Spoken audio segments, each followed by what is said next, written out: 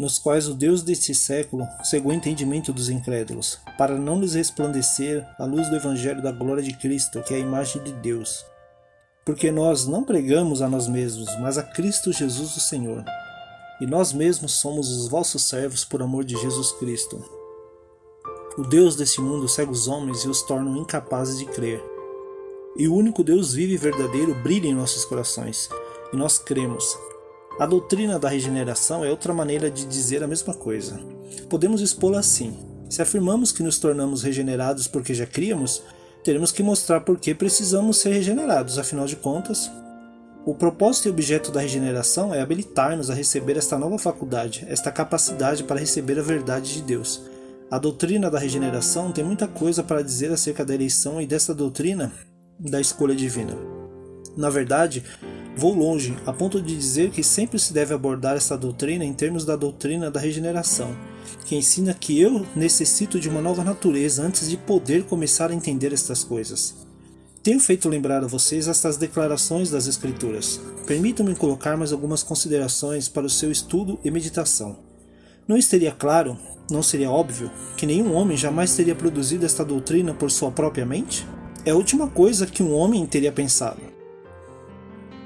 Admitamos que é a pura verdade que nenhum de nós, por natureza, gosta dessa doutrina, porque achamos que é um insulto contra nós. O homem natural odeia esta doutrina mais do que qualquer outra coisa. Todos nós conhecemos algo desse ódio. O homem jamais teria pensado nela, ele jamais teria entrado no sistema de pensamento vital da igreja, se ela não se encontrasse nas Escrituras. Outro modo de expor o assunto é dizer que não há doutrina que mostre com tanta clareza a real natureza do pecado e as consequências do pecado como esta declaração particular, pois na realidade ela assevera que nós estamos em tal situação com relação ao pecado que nos vemos completamente desvalidos e totalmente incapazes de fazer qualquer coisa por nós mesmos no que se refere à salvação. Foi isso que o pecado fez com o homem. Esse é o abismo ao qual o pecado levou o homem, e ele está de fato alienado de Deus. Dizem as Escrituras que a inclinação da carne, a inclinação natural, é inimizade contra Deus, em Romanos capítulo 8, no versículo 7. Que o homem entregue a si mesmo é um estranho, um inimigo em sua mente, pelas obras iníquas e totalmente oposto a Deus. Essa é a real descrição do pecado. Mas notem agora que este aspecto da verdade não tem nada a ver com a evangelização. Há os que argumentam que essa doutrina da eleição e escolha divina não dá nenhum lugar à evangelização, à pregação do evangelho, à insistência com as pessoas para que se arrependam e creiam, e o uso de argumentos de persuasão de obra evangelística. No entanto, aqui não há contradição. Como não há em dizer que, uma vez que é Deus que dá a colheita do cereal no outono, o agricultor não tem a necessidade de arar, gradar e semear, sendo que a resposta a isso é que Deus ordenou ambas as coisas. Deus escolheu chamar as pessoas por meio da evangelização e da pregação da palavra. Ele ordenou o meio, como também ordenou o fim. Finalmente, toda vez que vocês se virem confrontados por uma declaração das Escrituras que achem difícil ou que os deixem perplexos, uma boa regra é consultar a experiência e a interpretação dos que vieram antes de nós. Devemos agradecer a Deus por poder fazê-lo. A Igreja Cristã tem ensinado através dos séculos o que o apóstolo está dizendo aqui, a saber que Deus escolheu os cristãos, a despeito do que eles eram, não por causa de algum mérito que ele tivesse previsto neles, mas porque ele foi movido unicamente por sua misericórdia e compaixão. Antes de alguém ser tentado a desdenhar desta doutrina, como um gesto de mão, achando que tudo é muito simples, permitam-me lembrar-lhes os nomes de alguns que acreditavam nesta interpretação.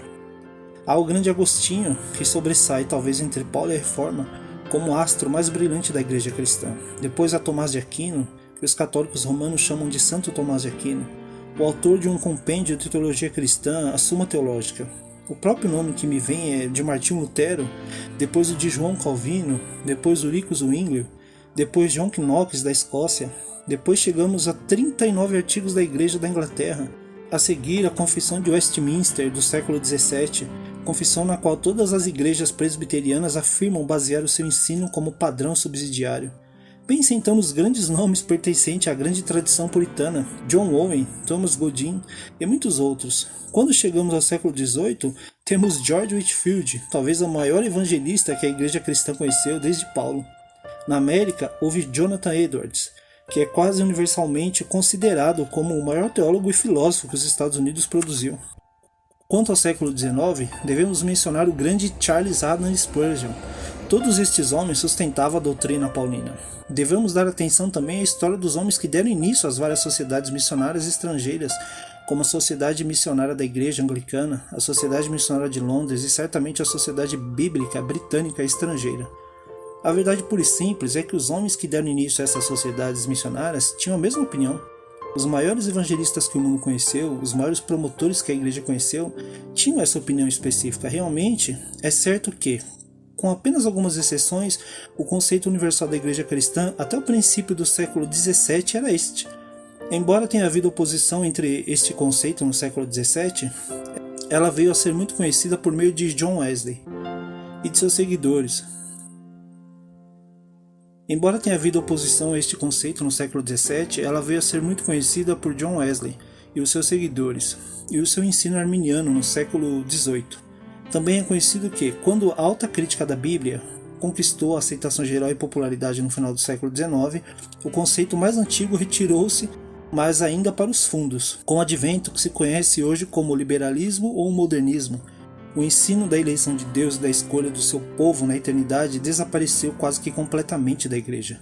Certamente, isso é de grande significação.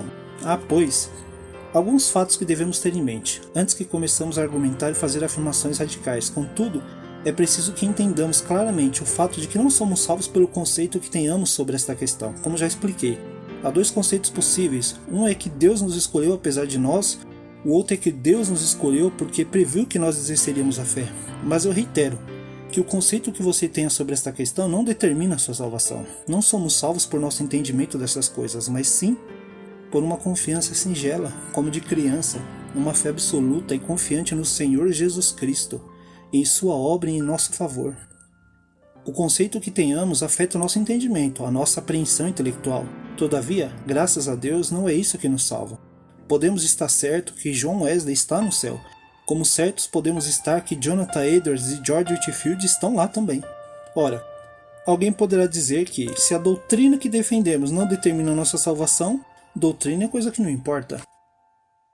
Mas esta dedução é falsa. Esta declaração acerca da escolha feita por Deus está aqui nas Escrituras e, portanto, deve ser considerada. Paulo a coloca primeiro a fim de mostrar como nos tornamos cristãos e gozamos das bênçãos cristãs. E como eu disse, embora o entendimento que temos dela não determine a nossa salvação, ela é de grande importância. Ela tem relação com a soberania de Deus, com a majestade de Deus, e na verdade é da maior importância do ponto de vista do nosso entendimento, do amor de Deus. Vemos aí o amor de Deus em seu ponto mais elevado. Além disso, é à luz desta doutrina que vemos com maior clareza e certeza o plano da salvação. Se o plano da salvação dependesse do homem, certamente fracassaria. Porém, se é Deus do princípio ao fim, é infalível. Nenhuma outra coisa pode dar-me senso de segurança. Não há nenhuma doutrina que seja tão consoladora como esta. A minha segurança depende do fato de que sou o que sou, única e inteiramente pela graça de Deus.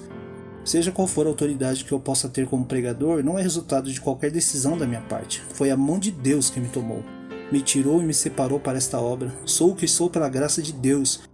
E a Ele dou toda a honra e toda a glória. Se eu tivesse que acreditar que meu futuro depende de mim e das minhas decisões, eu tremeria de medo, mas graças a Deus que eu sei que estou em suas mãos e que aquele que começou a boa obra, em mim levará avante a obra. Apesar de mim mesmo e do que eu fui e sou, o Senhor não deixará que eu me perca. A seu propósito Ele não renunciará. É porque eu sei que antes do princípio do tempo, antes da fundação do mundo, Ele olhou para mim, viu-me e me escolheu, em sua mente deu-me a Cristo. É porque eu sei disso que com o apóstolo Paulo posso dizer que nem a morte, nem a vida, nem os anjos, nem os principados, nem as potestades, nem o presente, nem o porvir, nem a altura, nem a profundidade, nem alguma outra criatura nos poderá separar do amor de Deus que está em Cristo Jesus nosso Senhor, em Romanos, no capítulo 8, do versículo 38 e 39.